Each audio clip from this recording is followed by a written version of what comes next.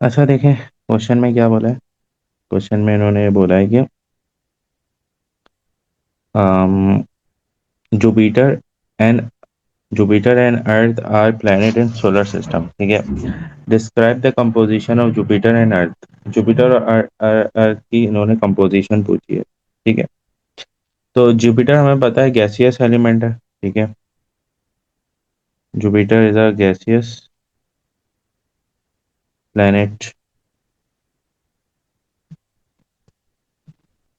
और while earth is a rocky planet. Earth जो है वो रॉकी प्लैनेट। ठीक है, लेकिन उसकी हाँ, the gravitational field strength gravitational field strength at the surface of Earth is approximately 9.8. The gravitational field strength of Jupiter is 23 Newton per kilogram. अच्छा ठीक है, जुपिटर का ग्रेविटेशनल फील्ड स्ट्रेंथ अर्थ की ग्रेविटेशनल फील्ड स्ट्रेंथ से ज्यादा है। Define the gravitational field strength. Gravitational field strength की definition पूछी है इन्होंने। तो ग्रेविटेशनल फील्ड स्ट्रेंथ क्या होता है, ये तो बेटा पुरानी चैप्टर 1 का क्वेश्चन है। बता सकता है कोई ग्रेविटेशनल फील्ड स्ट्रेंथ क्या होती है? जी।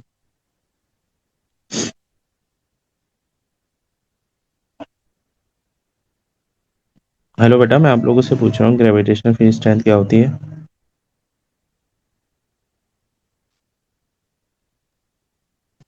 The force of gravity that acts downwards.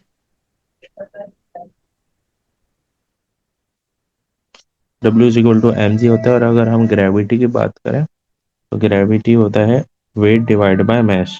उसको एक्सप्लेन कैसे करेंगे? Gravitational field the force per unit mass. ठीक है, gravitational field is the force per unit mass. Per unit mass. ठीक है, अब यह state one factor on which the on which causes the difference between the gravitational field strength of surface of Jupiter and gravitational field strength on the surface of Earth। कह रहे एक difference बताओ gravitational field strength किसका, अर्थ के surface का और gravitational field strength Jupiter के। हमने देखा था जिस ऑब्जेक्ट का जिस प्लेनेट का मास ज्यादा होता है उसकी ग्रेविटेशनल फील्ड स्ट्रेंथ इतनी ही ज्यादा होती है। तो हम लिख देंगे यहाँ पर मास ऑफ प्लेनेट, ये वन फैक्टर है, मास ऑफ प्लेनेट। चलो, state and explain difference between the orbital speed of Jupiter and orbital speed of Earth। किसकी ऑर्बिटल स्पीड जो है वो ज्यादा है? देखें हमने ये पढ़ा था कि जो ऑब्जेक्ट जो प्लेनेट सन से करीब होता है उसकी ऑर्बिटल स्पीड इतनी ही ज्यादा होती है। तो सन से करीब क्या होता है? My very educated mother. तो अर्थ करीब है जुपिटर से, जुपिटर ये रहा, अर्थ करीब है तो अर्थ ज्यादा करीब है। तो अर्थ की ऑर्बिटल स्पीड क्या होगी? फास्ट होगी। ठीक है, तो अब इसको स्टेट करेंगे।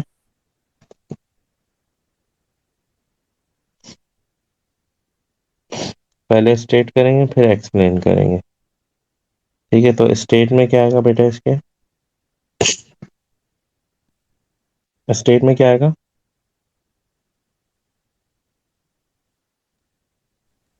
Earth. की जुपिटर स्पीड आएगी, अर्थ की स्पीड आएगी हाँ, ऑर्बिटल। हाँ हम बताएंगे इसको। Orbital speed of earth is greater than Jupiter. पहले हम ये बताएंगे orbital speed of earth is greater than Jupiter. Jupiter. अब हम इसको एक्सप्लेन करेंगे। हम क्या बोलेंगे? ये अर्थ is closer to the sun than Jupiter. ठीक है, ये सिंपल सा एक क्वेश्चन था। ये मई जून 2025 का ही है, मई जून 2025 का है, वेरिएंट 41 है। ठीक है, अच्छा चले, एक और क्वेश्चन है। Table 10.1 shows the planet A, B, C and D. Okay, A, B, C and D के different temperature और different gravitational field strength। अच्छा, state and explain which of these planets is closest to the sun। कौन सा planet sun के करीब है? आपको B data देख के क्या? B, why B B? Good, why B? जगह ही उसकी ग्रेविटेशनल फील्ड स्ट्रेंथ कम है, जिसका मास कम होता है उसकी कम होती है। अच्छा, उसका मैं सरफेस इसका टेम्परेचर। सरफेस टेम्परेचर ज़्यादा है, डायमीटर बहुत कम है, बहुत करीब है, और सरफेस टेम्परेचर बहुत ज़्यादा है। आ रही बात समझ में? तो ये one of the main reason है कि उसका सरफेस टेम्परेचर क्या है मेरे बेटे। तो पहले आप बताएंगे उसको प्लेनेट बी स्टेट करेंगे, फिर आप उसको एक्सप्लेन करेंगे बिकॉज, थोड़ा सा zoom in, planet B because planet B has higher surface temperature.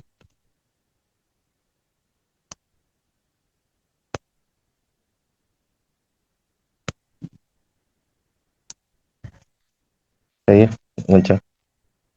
Calculate the surface temperature of planet D in Celsius. Celsius, planet D का टेम्परेचर है 93 Kelvin. How to convert Kelvin into temperature, हमने chapter 2 thermal physics में पढ़ा था कि Celsius से kelvin में जाने के लिए हम करते हैं -273। ठीक है, तो प्लेनेट डी का जो टेम्परेचर है वो है 93, तो केल्विन में जाने के लिए सेल्सियस में जाने के लिए -273 कर देंगे। तो 93 में से 273 माइनस करें, it will become -180 degree Celsius. ठीक है, अच्छा। An object fall at a height of 2 metre on each of planet and table 10.1 state and explain on which planet the object falls 2 metre shorter time, ignore any effect due to atmosphere। any effect का मतलब air resistance वगैरह जो है वो उसने ignore मार दिया। उसने बोला एक ऑब्जेक्ट है जिसका मास 2 किलोग्राम है, ओ जो एक ऑब्जेक्ट है जो कि 2 मीटर की हाइट से ड्रॉप हो रहा है, कौन से प्लेनेट पे वो सबसे जल्दी जो है वो गिर जाएगा? जी, जी। Planet A. वाई? बिकॉज उसकी ग्रेविटेशनल फील्ड स्ट्रेंथ सबसे ज्यादा है। जबरदस्त, प्लेनेट है because,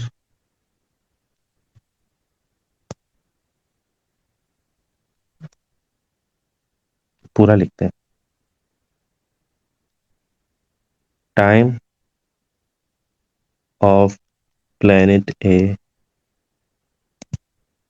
is shorter due to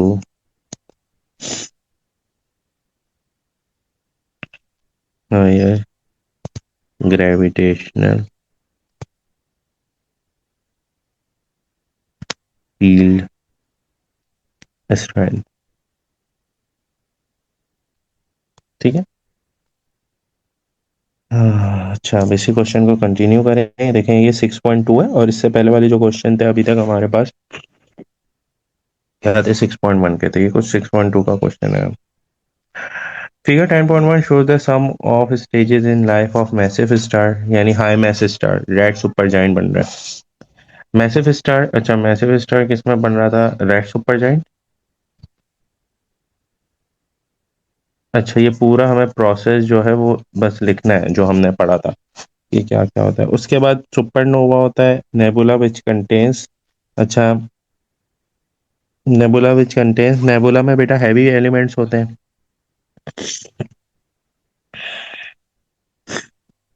ठीक है, और लीव बिहाइंड हमें पता है वो दो चीजें लीव करके जाते हैं, एक ब्लैक होल था न्यूट्रॉन स्टार। और neutron star. Good. Neutron star free के देखें, 4 मार्क है, कुछ भी नहीं करना, सिर्फ लाइफ साइकिल याद होनी चाहिए। कंप्लीट फिगर 10.1 हमने कर लिया, बाय करेक्टर हम ऊपर वाले 4 मार्क में गए। स्टेट एंड, उसके बाद क्या है, state the quantity that brightness of supernova in galaxy can be used to determine brightness of supernova in galaxy can be used to determine. अच्छा देखें, गैलेक्सी में सुपरनोवा में डिस्टेंस जो होता है ना, डिस्टेंस ये बताती है बेटा, distance of the galaxy, spelling ही गलत है, of the galaxy from the earth, from the earth. अरे क्वेश्चन ही समझ नहीं आ रहा। अच्छा, मैं आपको बता रहा हूँ, उसने बोला है स्टेट द क्वांटिटी, वो क्वांटिटी बताए that the brightness of supernova in galaxy can be use to determine, यानी जो ब्राइटनेस होती है ना बेटा गैलेक्सी में, जो ब्राइटनेस होती है सुपरनोवा में, ठीक है, वो गैलेक्सी में किस तरीके से हम यूज करते हैं, यानी जो सुपरनोवा की ब्राइटनेस को ना अगर आप एज अ गैलेक्सी में मेजर कर रहे हो या एज अ गैलेक्सी के थ्रू देख रहे हो, ये बेसिक तो वो चीज थी कि सुपरनोवा की जो ब्राइटनेस है वो बताती है उसकी डिस्टेंस को, जितना वो दूर जाता जाएगा जाहिर सी बात है उसकी ब्राइटनेस इतनी अफेक्ट करती जाएगी। Simple simple simple. अच्छा, वो भी 2025 का ही था, वेरिएंट आई थिंक वो 42 था, ये वेरिएंट 43 है। सही है, अब इसको स्टार्ट करते हैं। Define a light air, simple है, डेफिनेशन है light air distance travel by light in air. ठीक है, हमने ये करा था ना, याद है, लाइट एयर का निकला की वैल्यू निकाली थी, v इंटू टी करा था, v में हमने स्पीड ऑफ लाइट रखा था, टाइम में हमने पूरे एक ईयर का टाइम रखा था, 365 days, in every day we have 25 hour, in every hour we have 60 minute, in every minute we have 60 second. ये अब उसकी डेफिनेशन पूछ ली, वन लाइट ईयर, तो one light year distance travel by light in 1 year, distance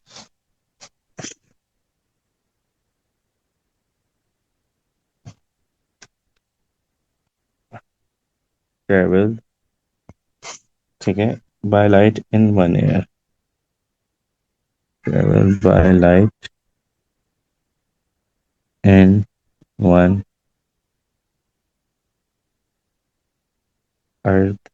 year.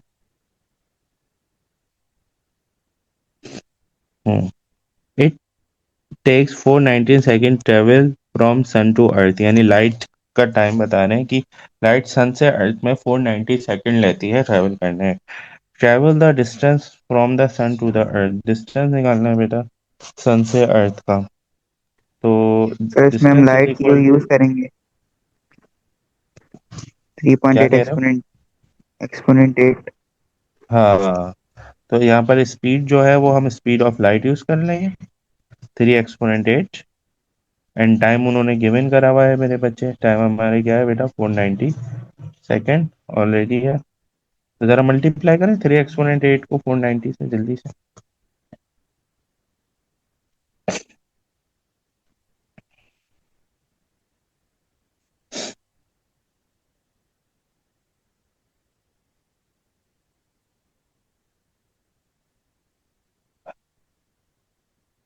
जी बेटा,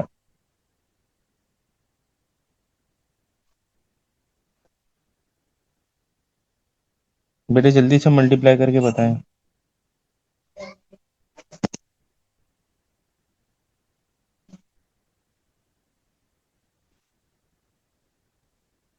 sir हम्म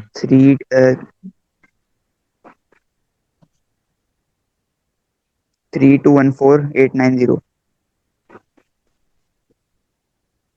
रुकिए मैं कर रहा हूँ।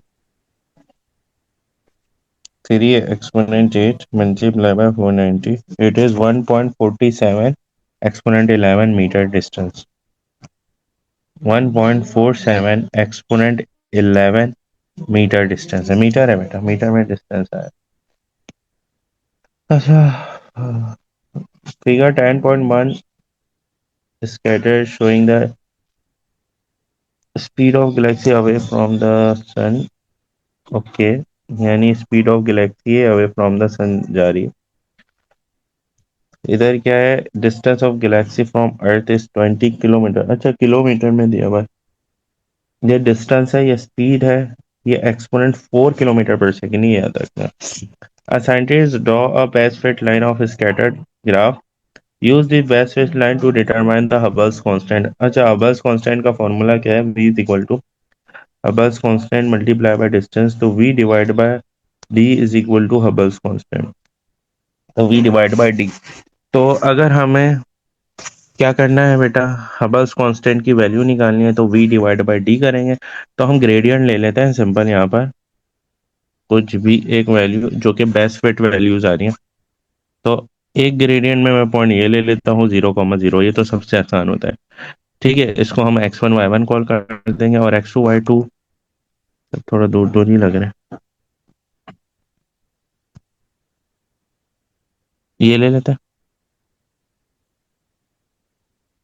ठीक है, इसमें मैं ड्रॉ कर देता हूँ दिस पॉइंट, और ये पॉइंट किस पर है, 80, और यहाँ पर किस पर है बेटा, 2 पर। ठीक है, तो x2 y2 हमें मिल गया, तो ग्रेडियंट निकालेंगे हम। Hubble's law is equal to y2 minus y1 और x2 minus x1, but exponent का ख्याल रखना है आपने। ठीक है, y2 क्या है, 80, एक्सपोनेंट 20 माइनस y1 हो जाएगा 0, y1 है ना बेटा, ये देखिए 0 हो जाएगा। ठीक है, सॉरी y1 नहीं है, वो x1 है। ये है y2, it is y1, it is x2 and it is x1। ठीक है, कैलकुलेटर रखिएगा बेटा हाथ में। तो यहाँ पे हमने वैल्यू करी है गलत प्लेस, हम पहले रखेंगे y2 की।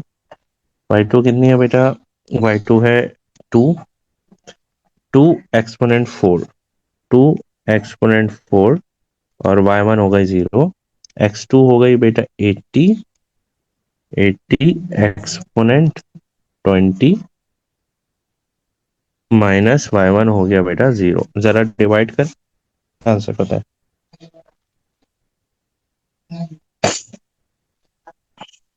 जी बेटा, जल्दी से डिवाइड करिए, आंसर बताइए। Sir 2.5 times 10 exponent minus 18। जबरदस्त, और यही हबल्स की हमने देखा था कल, नोट्स में लिखा होता 2.2 एक्सपोनेंट माइनस 18। ठीक है, और यहाँ पर क्या आंसर है, 2 पॉइंट क्या बताया आपने, 2.5 एक्सपोनेंट माइनस 18, और यूनिट क्या होगी बेटा, मैस स्पीड यूनिट होती है मीटर, मीटर पर सेकेंड, और डिवाइड बाय मीटर स्क्वायर। ठीक है, अच्छा, अब क्या बोल रहे, the speed of resetting galaxy can be estimated by using redshift, यानी स्पीड ऑफ गैलेक्सी, यानी गैलेक्सी किस तरीके से एक्सपेंड कर रही है। ठीक है, describe what is mean by redshift, redshift की डेफिनेशन पूछी है। रेडशिफ्ट क्या होती है बेटा, रेडशिफ्ट ने हमने पढ़ा क्या था, रेडशिफ्ट में हमने ये पढ़ा था कि how our galaxy is expanding, हमने ड्यू टू डिफरेंट वेवलेंथ हमने ये देखा था कि हमारे पास गैलेक्सीज जो है वो क्या हो रही है, एक्सपेंड हो रही है। ठीक है, तो अब आइए इसको डिस्क्राइब कर देते हैं। The increase in observe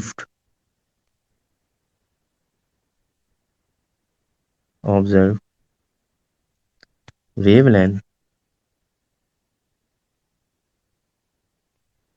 of,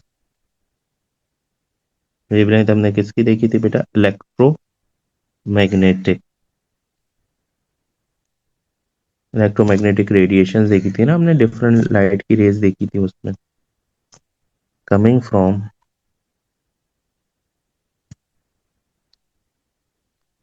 different galaxies से आ रही थी, distant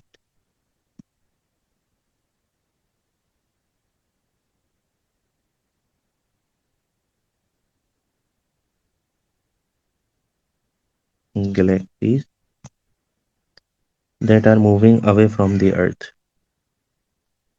that are moving away from the earth, from the earth। Clear हो गया बेटा यहाँ तक? आप जी सर। सही है? आप लोग को सबको क्लियर हो गया बेटा? जी सर।